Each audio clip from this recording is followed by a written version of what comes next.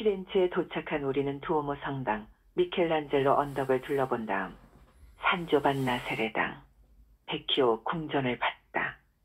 시뇨리아 광장에서 다비드 산과 말을 탄 메디치 동상 앞에서 사진도 찍었다. 다음으로 간 곳이 16세기 중반 메디치 가문의 궁궐로 사용하던 건물을 개조한 우피치 미술관 3층이었다.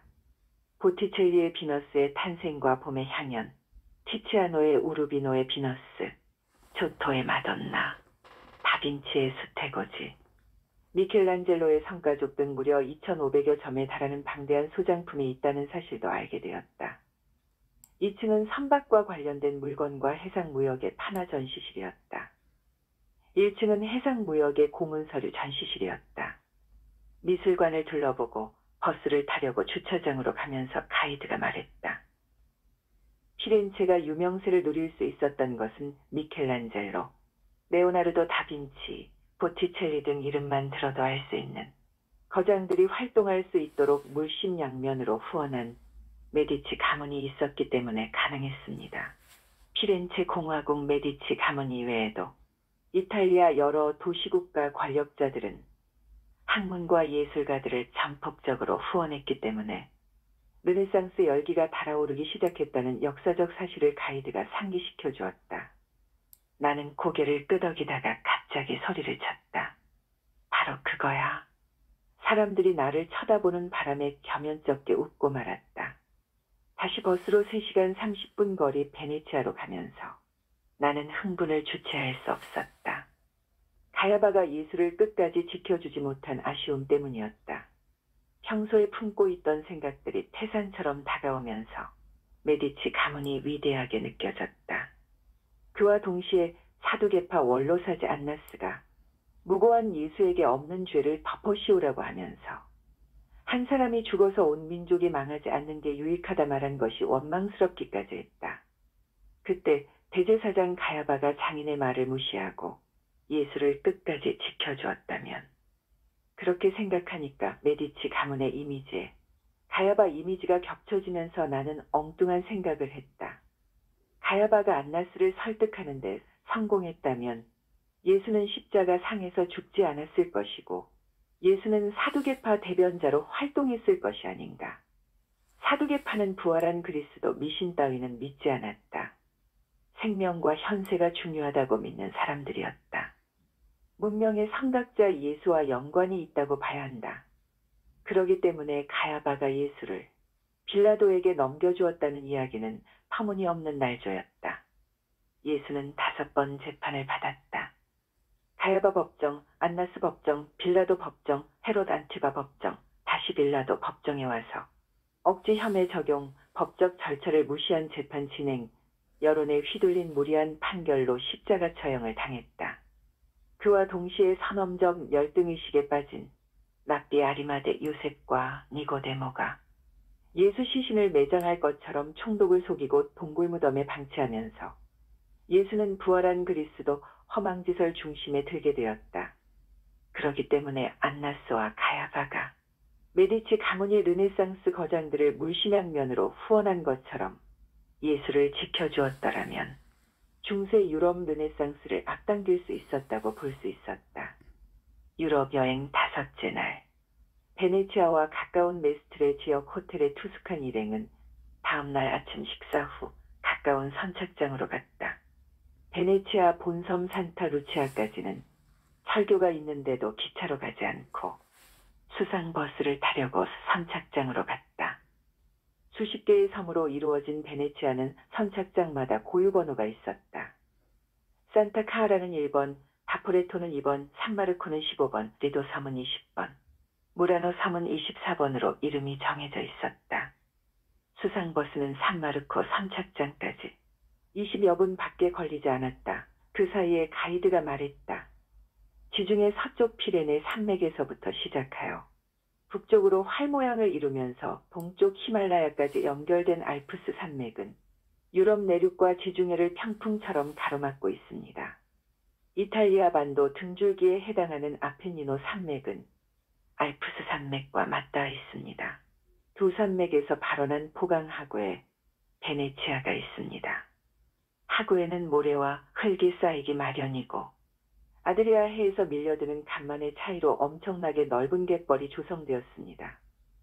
5세기 중반 로마 제국이 분열하면서 북동쪽의 훈족 침략으로 쫓김을 당한 사람들이 토르첼로 섬에서 살았습니다. 인구가 늘어나면서 6세기 말에는 레알토 섬을 비롯하여 12개 섬에서도 살면서 아드리아 바다를 통해서 무역을 했습니다. 무역으로 많은 돈을 벌게 되니까 수심이 깊지 않는 바다의 말뚝을 총총히 박고 석회암과 대리석을 채우면서 인공섬을 만들었습니다.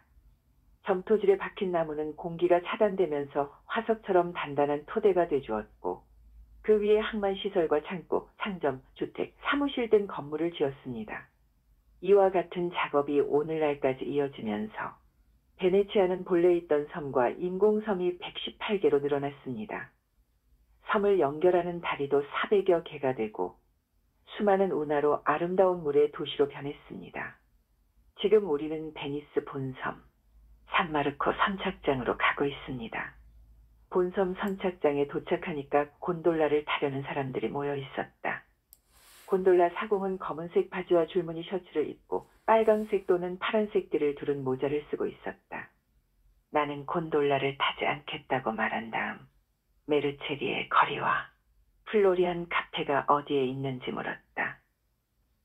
가이드는 산마르코 광장에 있는 카페와 내가 말한 거리를 가리키면서 왜 내가 그곳에 가려는지 알 것 같다면서 고개를 끄덕였다.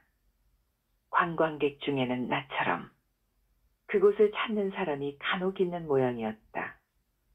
중세 유럽의 르네상스 연구를 하려면 2012년도에 나온 책공장 베네치아를 보기 마련이었다.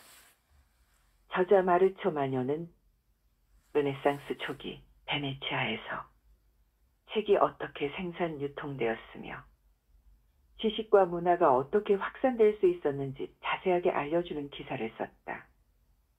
리알토 다리에서 산마르코 광장으로 가는 길에는 잡화점 거리가 있다.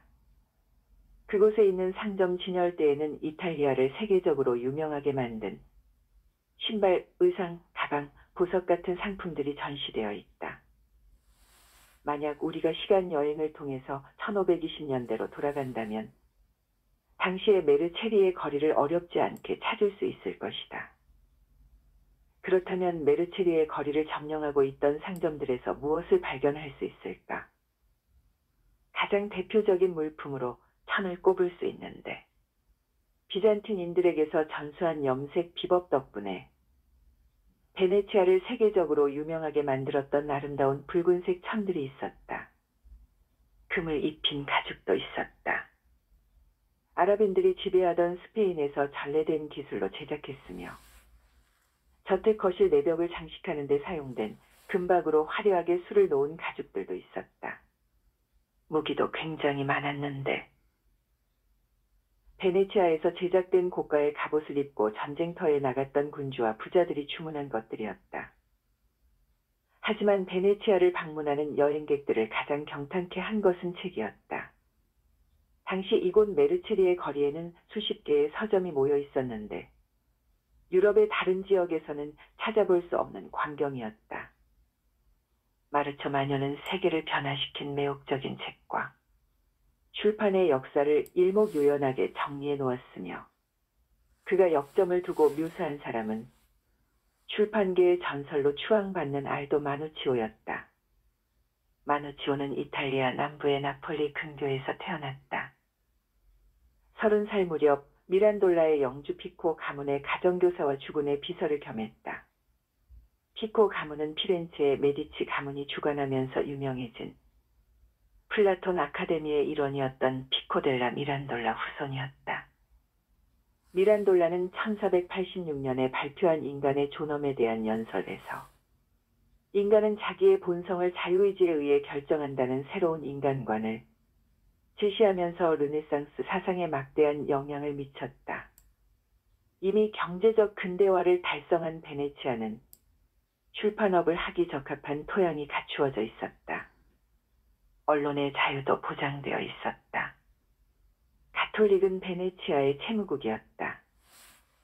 엄청난 빚을 지고 있었기 때문에 간섭이나 탄압을 가할 수 없었다.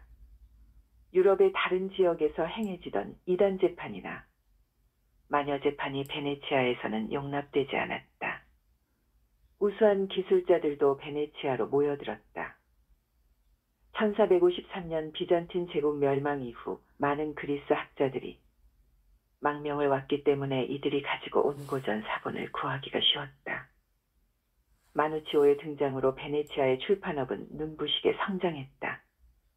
인쇄술을 발명한 독일을 훨씬 앞질렀다.